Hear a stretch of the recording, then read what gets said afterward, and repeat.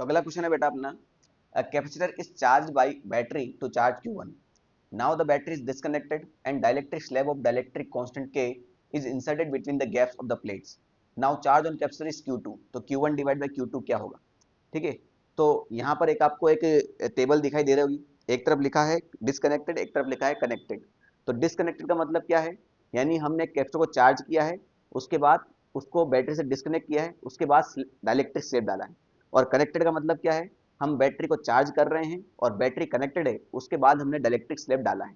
तो यहाँ पर charge, capacitance, potential difference, electric field और इलेक्ट्रोस्टैटिक पोटेंशियल एनर्जी में क्या फर्क पड़ेगा, इसका ये पूरा टेबल है। तो इस टेबल को आप अपने नोट्स के अंदर रख लें, इस टेबल को अच्छे से पढ़ लें।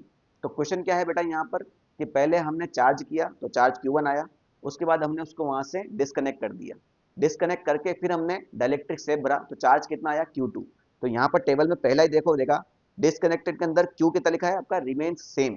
यानी अगर शुरुआत में चार्ज Q1 था, तो बाद में डिस्कनेक्ट करने के बाद डायरेक्ट स्टेप डालने के बाद उसके चार्ज पर कोई फर्क पड़ने वाला नहीं है। यानी Q2 भी कितना होगा?